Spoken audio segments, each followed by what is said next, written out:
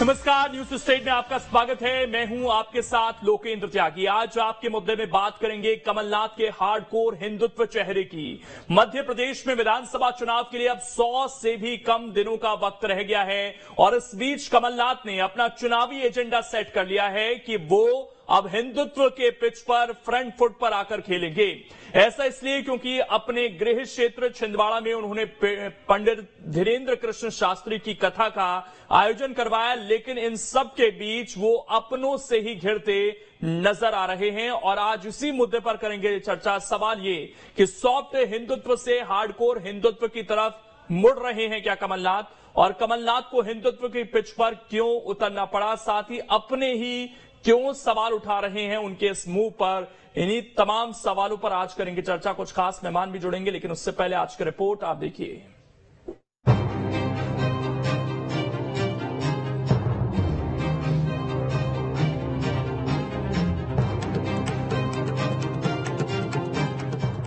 हरि ओम संदे मामन सोजा तत्सोहो सूर्यो अजायता स्रोत दुवाय सुप्राणस्य मुखादिर्निरजायत। कमलनाथ के इस नए कलेवर से हर कोई हैरान है। सॉफ्ट हिंदुत्व की राह पर चलने वाली कांग्रेस ने अब पूरी तरह से हिंदुत्व की राह पकड़ ली है। ऐसा पहली बार हो रहा है जब कमलनाथ का इस तरह का चेहरा देखने को मिल रहा है, जिससे साफ जाहिर है कि चुनावी साल में कमलनाथ कांग्रेस का सबसे बड़ा हिंदूवादी चेहरा बन गए हैं। अपने गृह क्षेत्र छिंदवाड़ा में कमलनाथ ने 5 से 7 अगस्त तक पंडित धीरेन्द्र कृष्ण शास्त्री की कथा का आयोजन करवाया। गौर हो कि बीजेपी और कांग्रेस के बीच जमकर हिंदुत्व कार्ड खेला जा रहा है। बीजेपी जहां अयोध्या में राम मंदिर निर्माण, उज्जैन के महाकाल लोक, ओंकारेश्वर में शंकराचार्य की मूर्ति और अन्य मंदिरों के जीर्णोद्धार का काम कर धर्म के सहारे चुनावी मैदान में है, तो वहीं बीजेपी के हिंदुत्व कार्ड को पूर्व मुख्यमंत्री कमलनाथ से कड़ी टक्कर मिल रही है। कोई ऐसी बात नहीं आपने मीडिया में सबके विचार होते हैं, सब जहाँ जाते हैं अगर लोग उनसे पूछते हैं, आज 82% हमारे देश में हिंदू है। तो ये कौन सा राष्ट्र है? अगर 82% हिंदू हैं, हम तो सांप्रदायिक से हमारा मुकाबला है, हम सेक्युलर है। हमारे संविधान में जो लिखता है हम वो। एक तरफ जहां कमलनाथ ने धीरेन्द्र शास्त्री की कथा करवाई, तो दूसरी तरफ कथा को लेकर कांग्रेस में मतभेद सामने आए। कांग्रेस के सीनियर लीडर आचार्य प्रमोद कृष्णम ने अपनी ही पार्टी के नेताओं को घेरा। उन्होंने ट्वीट करते हुए लिखा कि भाजपा के स्टार प्रचारक की आरती उतारना कांग्रेस के वरिष्ठ नेताओं को शोभा नहीं देता।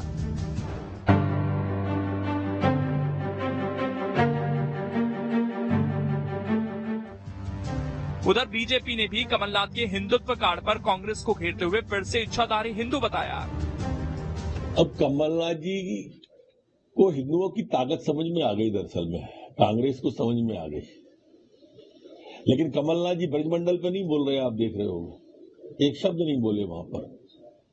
ये जो मैं कहता हूं ना कि सुविधा भोगी हिंदू हैं, इच्छाधारी हिंदू हैं, ये व्यक्ति के हित के लिए, स्वयं के लिए काम करते हैं, समाज के लिए कभी काम नहीं करते, राष्ट्र के लिए काम नहीं करते, देश के लिए काम नहीं करते। इन्हें महान भारत में बदनाम भारत नजर आता है। ये इस तरह के लोग हैं। हिंदुत्व के पिच पर कमलनाथ अब फ्रंट फुट पर आकर बल्लेबाजी कर रहे हैं, क्योंकि विधानसभा चुनाव में अब 100 से भी कम दिन का वक्त रह गया है। ऐसे में कमलनाथ ने भी अपना एजेंडा सेट कर लिया है। 3 न्यूज स्टेट और चर्चा करने के लिए खास मेहमान इस वक्त हमारे साथ जुड़ गए हैं। सबसे पहले परिचय करा देता हूं। प्रदीप तिवारी जी हैं, वरिष्ठ पत्रकार हैं। मिलन भार्गव जी हैं, प्रवक्ता हैं बीजेपी के। और अभिनव बरोलिया जी हैं, प्रवक्ता हैं कांग्रेस के। आप तीनों का बहुत बहुत स्वागत है। अभिनव जी, बीजेपी के स्टार प्रचारक हैं क्या धीरेन्द्र कृष्ण शास्त्री, और उनकी आरती आखिरकार कांग्रेस पार्टी कमलनाथ क्यों उतार रही है, ये सवाल पूछा गया है आप ही के नेता प्रमोद कृष्णम की तरफ से। हो सकते हैं। आचार्य प्रमोद कृष्ण जी के अपने विचार हैं, आपके लोकेंद्र जी अपने विचार होंगे, मेरे अपने होंगे, मिलन भार्गव जी यहाँ बैठे उनके अपने होंगे और हमारे वरिष्ठ पत्रकार भाई के अलग होंगे। तो सब अपनी अपनी सोच रखते हैं और लगातार आपने देखा होगा कई लोगों के मिक्स बयान भी आते हैं। कई जगह हम सहमत होते हैं, कई जगह हम असहमत होते हैं। कई जगह बागेश्वर धाम जी के बयान से कमलनाथ जी और हम लोग भी सहमत नहीं होते थे और कई जगह हम सहमत होते हैं। देखिए, कथा वाचना अलग होता है। जहां पे आप देखेंगे 10 लाख से ज्यादा भीड़ आई, जनता आई, वहां पर कमलनाथ जी ने आयोजन कराया। तो ये बहुत धार्मिक मतलब ये कोई नई बात नहीं है। कमलनाथ जी ने 108 फीट की मूर्ति बनाई थी, दिग्विजय सिंह जी ने नर्मदा परिक्रमा करी थी, 6 महीने तक पैदल चले थे वो। सारे लोग अपनी अपनी भावना होती है। तो ये अपनी कांग्रेस की भावना क्या है? कांग्रेस जो पहले ये दावा करती थी कि जो इस देश के अल्पसंख्यक हैं उनका पहला अधिकार बनता है, जो इस देश के अंदर जब सोमनाथ मंदिर का उद्घाटन होना था उस वक्त जवाहरलाल नेहरू की सोच क्या थी राजेंद्र प्रसाद को लेकर, आज कांग्रेस की ये सोच 82% की कहां से आ रही है? और ये सोच जो बदली है, गृह मंत्री कह रहे हैं कि केवल ये चुनावी सोच है, चुनाव में फायदा लेने की ये सोच बदली है। देखिए, आप गृह मंत्री जी की बात को तो छोड़ दिए, वो क्या बयान देते हैं उनको सिर्फ इन्हीं बयानों में मतलब रहता है। उन्हें गृह जो है उनका मंत्रालय है उससे कोई मतलब नहीं रहता। तो खैर उनकी बात का तो कोई महत्व ही नहीं है, उनके बयान को कोई जनता समझती है ना कोई समझता है। रही बात आप नेहरू जी की बात कर रहे हैं, हम कांग्रेस पार्टी शुरू से सर्वधर्म सद्भाव की बात करते हैं। आज भी आपने देखा होगा जहां कथा हो रही है वहां पे सभी धर्मगुरु मौजूद थे, मुस्लिम धर्म के भी, सिख धर्म के भी, पादरी, सभी लोग मौजूद थे वहां पर। वहां पर ऐसा कुछ भी देखने को नहीं मिला। और वहां पे खुद बागेश्वर जी जो वहां पे कथा कर रहे हैं, धीरेन्द्र शास्त्री जी, वो खुद इस बात की तारीफ कर रहे थे। सभी ने सुना होगा। इतनी बड़ी भीड़ में इतना बड़ा समर्थन मिल रहा है तो भाजपा कहीं कहीं घबराएगी, क्योंकि वो अब पसपंदा मुसलमानों की बात करने लगी है। अगर उसको लग रहा है अरे हमारा एजेंडा तो जा रहा है तो वो मुसलमानों की तरफ जा रही है, तो ये भी अच्छी बात है। हम तो चाहते हैं कि भाजपा सबका सोचे, जिस तरीके से हम सोच रहे हैं हिंदू मुस्लिम सिख ईसाई, उसी तरीके से ये सोचे, तभी तो देश आगे बढ़ेगा। चलिए, आप ये कह रहे हैं कि प्रमोद कृष्णम जी के विचार अलग हैं, आप छोड़ दीजिए। कुछ दिन पहले गोविंद सिंह ने जी यही कहा था इन महाराज जी के लिए कि ये तो बीजेपी का पक्ष लेते हैं, हमारा तो पंडोखर सरकार लेते हैं। उन्होंने बाबाओं को भी बांट दी दिया। अब वो भी उनकी निजी राय हो गई।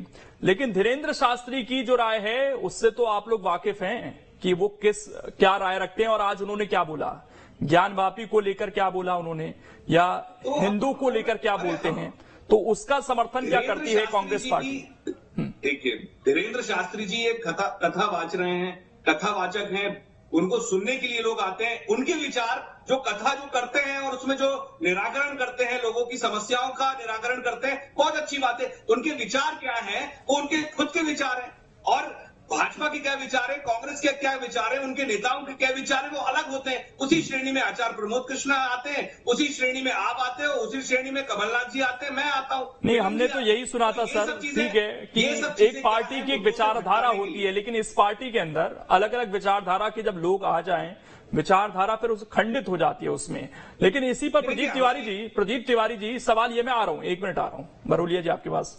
ये जो चीजें बदलती हुई दिखाई दे रही हैं, ये क्या, और पहले हम सॉफ्ट हिंदुत्व की बात करते थे कि कमलनाथ उस चेहरे पर आगे जा रहे हैं जब उनकी सरकार थी, जिस तरह के वो राम वन गमन पथ की बात करते थे उस समय, महाकाल कॉरिडोर का भी श्रेय लेने की कोशिश करती, तो वो सॉफ्ट हिंदुत्व दिखता था। लेकिन धीरेन्द्र शास्त्री की जब कथा करवा दी और उनके जिस तरह के विचार हैं इस देश को लेकर, क्या अब यहां से हार्डकोर हिंदुत्व की तरफ कांग्रेस रुख कर रही है, जो बीजेपी का एजेंडा उस पर चलने की कोशिश कर रही है? जी, ये बड़ा अच्छा सवाल है। ये समझना होगा कमलनाथ जी काफी परिपक्व और सीनियर लीडर है कांग्रेस के। उनको अब ये समझ में आ रहा है, जो 1.5 साल की सरकार थी कांग्रेस की, उसमें उनको समझ में आया कि सीटें हमारी कम क्यों हुई, और कई सारी ऐसी सीटें जहां हम बहुत कम अंतरों से जीतते हारे हैं, 2000, 3000 या 1500 वोट से हार गए। तो उन सीटों का उन्होंने आकलन किया और ये देखा जो बहुसंख्यक है उनके कुछ प्रतिशत वोट के अगर हमको और मिल जाते तो कांग्रेस भारी बहुमत में इस बार जीत जाती।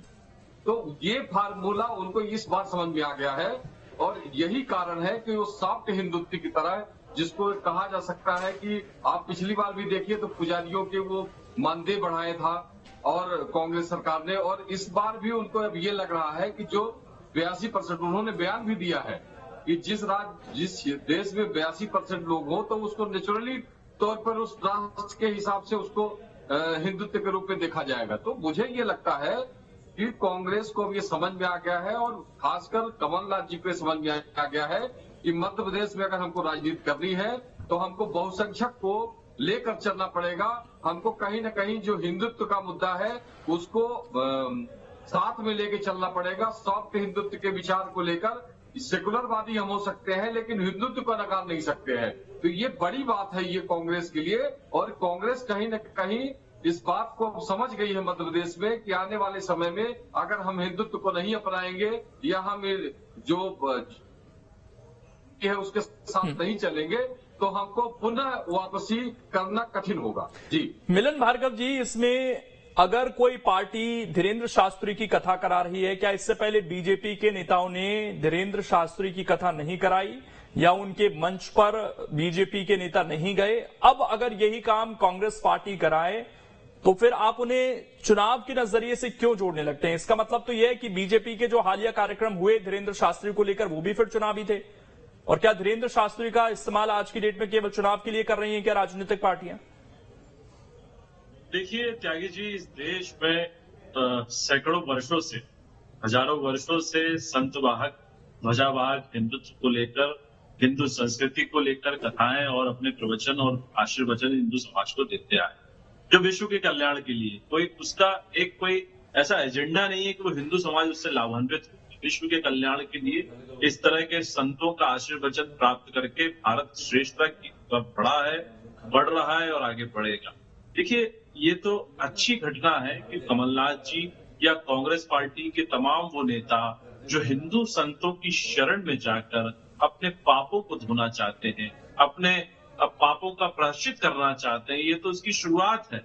यही काम पहले कर सकते थे, लेकिन चूंकि पहले तो इनके लिए राम काल्पनिक थे, हिंदुत्व आतंकी था, क्योंकि इन्होंने कोशिश की। आपको याद होगा 2014 के पहले यही मध्य प्रदेश में षड्यंत्रकारी दिग्विजय सिंह बनारस में जाते हैं, प्रेस कॉन्फ्रेंस करते हैं और बोलते हैं मुझे हिंदुत्व से नफरत है, हिंदुत्व से चिढ़ है। तो इन्होंने ये जाहिर कर दिया था कि कांग्रेस पार्टी हिंदुत्व को नहीं मानती, ना राम को मानती है, राम उनके लिए काल्पनिक थे। आज जब देश में भव्य राम मंदिर बनने जा रहा है तो अभी तो ये कथा कर रहे हैं। आप देखिएगा, जब मंदिर भव्यता के साथ लोकार्पण होगा, मंदिर बन जाएगा, मंदिर में भी माफी मांगने जाएंगे, क्योंकि कमलनाथ जी जानते हैं कि पापों का प्रायश्चित करने के लिए भगवान के चरणों में जाना पड़ेगा। तो ये तो अच्छे दिनों की शुरुआत है, जिस दिनों की शुरुआत करने की बात भारतीय जनता पार्टी करती आई। देखिए, इस देश में जब भी विश्व तो फिर इसका स्वागत कीजिए ना सर। अगर आपको लगता है कि प्रायश्चित ही हो रहा है तो फिर तो स्वागत कीजिए। अगर आपकी नजर में प्रायश्चित है तो फिर इसमें उन्हें चुनावी हिंदू बताने का क्या मतलब है? अब यहाँ दो बातें हो गई ना, कॉन्ट्राडिक्टरी हैं। या तो आप उसको चुनाव से जोड़कर देख लीजिए कि नहीं, उनकी तासीर में अभी भी पिछली बातें जिनका जिक्र आप कर रहे हैं, या तो आप ये कह लीजिए कि नहीं, ये हमारी वजह से अब इन्हें आना पड़ रहा है इस चीज पर। त्यागी जी, मैंने आपको जिक्र किया कि 2014 या उससे पहले या उससे किस प्रकार की परिस्थिति थी। आपको यदि सच्चाई जाननी है तो इनके नेता जो मध्य प्रदेश के कद्दावर नेता कहलाते हैं, आप गोविंद सिंह जी को लगा लीजिए, नेता प्रतिपक्ष हैं, अभी संवैधानिक पोस्ट पर है, वो बता देंगे क्या कर रहे हैं कमलनाथ जी। आचार्य कृष्णन के, प्रमोद कृष्णन का विरोध नहीं, गोविंद सिंह भी विरोध करेंगे। तमाम ने इनके फोन जो सिमी और जिहादियों के समर्थक हैं, ये बता देंगे कमलनाथ जी कितनी सच्चाई और किस पथ पर चल रहे हैं। रही बात मध्य प्रदेश या देश, वो कांग्रेस के तमाम नेताओं को ये बात समझ में आ गई, जिस धर्म और जिस जाति, जिस धर्म के विशेष के लोगों को अपमानित करने का काम कांग्रेस पार्टी करती आई, वर्षों वर्ष से करती आई, दोहरा चरित्र रखती आई, उसकी शरण में उनको जाना होगा, क्योंकि सत्ता की बौखलाहट के कारण ही अपने अस्तित्व की लड़ाई लड़ रहे हैं इस देश। बरोलिया जी, लेकिन एक बात बताइए, आप लोग जब बीजेपी श्री राम की बात करती थी, अयोध्या की बात करती थी, राम मंदिर की बात करती थी, तब आप ये कहते थे कि राजनीति में धार्मिक मामलों को नहीं लाना चाहिए। अब आपकी प्रियंका गांधी यहां पर आती हैं तो गधे लगा दिए जाते हैं वहां पर। ये क्या है सर? फिर क्या आप चुनाव के समय में राजनीति में धर्म की चीजों को नहीं ला रहे हैं? तो नर्मदा आरती करना क्या गुनाह है? 2014 के पहले क्या कांग्रेसी लोग हिंदू नहीं थे? 2014 के बाद हिंदू हो गए? ये इतने बड़े घोटालेबाज पापी लोग हैं, इन्होंने महाकाल के नाम पर 800 करोड़ का घोटाला कर दिया, सप्तऋषियों की मूर्तियां टूट गई, लेकिन इनके चेहरे पे शिकन तक नहीं है। चेहरे पे शिकन तक गोविंद सिंह जी से बात करा दीजिए, राहुल गांधी जी से पूछिए जय श्री राम कब बोलेंगे, इनको सोनिया गांधी कब माफी मांगने जाएंगी राम भगवान के। मिलन जी बात करने दीजिए उनको, जिन्होंने सिर्फ इटालियन संस्कृति मिलन जी बोलने दीजिए उनको, मिलन जी पहले इनसे माफी मंगाइए इनकी पार्टी से, किस तरीके से जो राम को काल्पनिक कहते थे इनसे ठीक है सर, वो पॉइंट आ गया आपका, आप उनको जवाब देने दीजिए। जी बरूलिया जी। लोकेंद्र जी, याद है आपको रतलाम में बजरंगबली जी की मूर्ति रखकर इनके विधायक और महापौर किस तरीके से हनुमान जी की नहीं तो वो वही काम क्या आप भी कर रहे हैं, मैं तो ये सवाल पूछ रहा हूँ, क्या अब चुनाव के समय में कांग्रेस पार्टी को ये लग गया कि 82% लोगों को हम छोड़ नहीं सकते हैं, क्या ये आभास हुआ है और क्या ये अब मध्य प्रदेश से निकलकर ये आइडियोलॉजी आप पूरे देश में अपनाएंगे? सवाल तो ये भी है इसके साथ। भारत जोड़ो यात्रा में भी राहुल गांधी जी पूरे देश में 6 महीने तक पैदल चले, मठ मंदिर मस्जिद गिरजाघर सभी जगह गए, हमने कभी भेदभाव नहीं किया। ये नकली लोग, फर्जी लोग, पापी लोग। इनसे राहुल गांधी जय श्री राम कब बोलेंगे, राम की शरण में कब जाएंगे? सोनिया गांधी जी राम तो अभिनव जी वो कोशिश कीजिए ना सर, वो दिखाइए भी, आजकल तो दिखाने की कोशिश सिर्फ हनुमान भक्त हो रही है ना। कभी चुनाव अगर वाकई वो दिखाने की कोशिश है तो आपके ही विधायक ने कुछ दिन पहले ही लेटर लिखा था कि केवल कुछ धर्मों के जो त्योहार हैं उनको ना मनाया जाए, तो फिर उसके बाद एआईसीसी का एक लेटर आया था कि नहीं ईद भी हम मनाएंगे। तो आपके विधायकों को भी ये आशंका है कि ये कांग्रेस पार्टी किस राह पर निकली है। आप सर्वधर्म की बात कर रहे हैं, आपके विधायक ने कुछ दिन पहले याद दिलाया था। मैं फिर वही वाली बात आई ना, ऐसे ही प्रमोद कृष्णन और ऐसे ही कई विधायकों के बयान आते हैं। ऐसे तो कई इनके विधायक बोलते हैं कि इनके सांसद जो ज्योतिरादित्य सिंधिया हैं वो मतलब क्या क्या अपशब्द बोलते, मैं बोलना भी नहीं चाहता हूँ। इनके जो नेता हैं वो आदिवासियों के। ठीक, मैं एक आखिरी रिएक्शन ले लेता हूँ प्रदीप तिवारी जी का। अब बयानों पर आएंगे तो फिर आज जो उमंग सिंगार का बयान आया मैं उस पर भी आ जाऊंगा, ठीक है, उस पर नहीं जाते हूँ, मुद्दा नहीं को जोड़ लीजिए इस लाइन पर। ठीक प्रदीप तिवारी जी, लेकिन ये राजनीति मध्य प्रदेश की किस तरफ जा रही है? क्या अब दोनों ही पार्टियों को ये समझ आ रहा है कि ठीक है विकास की बातें हम जरूर करते हैं लेकिन मुद्दा तो यही चलेगा मध्य प्रदेश की तासीर में, क्या आपको लग रहा है ऐसा? निश्चित तौर पर मुझे ये लगता है कि कांग्रेस जो जिस हिसाब से अभी चुनाव की तरफ जा बढ़ रही है उसको ये समझ में आ गया है कि हिंदुत्व एक बड़ा मुद्दा है और इसको हम दरकिनार करके नहीं जा सकते। कारण ये है कि बहुसंख्यकों का देश है और यहाँ जो है सभी समाज के सभी वर्ग के लोगों को हमको इकट्ठा लेके चलना पड़ेगा। कहीं किसी एक वर्ग के प्रति हम अनुयायी नहीं हो सकते हैं। तो मुझे लगता है कि उसका एक कारण ही ये है कि छिंदवाड़ा में इस बार धीरेन्द्र शास्त्री जी की ये कथा हो रही है और धीरेन्द्र शास्त्री जी को आप समझ रहे होंगे, देख रहे होंगे, राष्ट्र हित को लेकर वो कई बार बयान चुके हैं कि जब हिंदू राष्ट्र बनेगा तभी हमारा मिशन पूरा होगा और इसके लेकर हम पूरे देश में प्रचार प्रसार। ठीक है सर, समय तो इसके बाद भी अगर कांग्रेस उनकी कथा करा रही है तो कहीं न कहीं उनके हाँ में हाँ मिलाने का प्रयास तो है। बिल्कुल, समय इतना ही है। बहुत बहुत शुक्रिया आप सभी का जुड़ने के लिए और इस चर्चा का हिस्सा बनने के लिए। चुनावी समय है और कथा काल भी मध्य प्रदेश में चल रहा है। बाबाओं के पास फिलहाल समय नहीं है लेकिन जिसको मिल जा रहा है कहीं ना कहीं वो उसे राजनीतिक तौर पर भुनाने की कोशिश जरूर कर रहा है। फिलहाल छोटा सा ब्रेक, खबरें लगातार जारी है।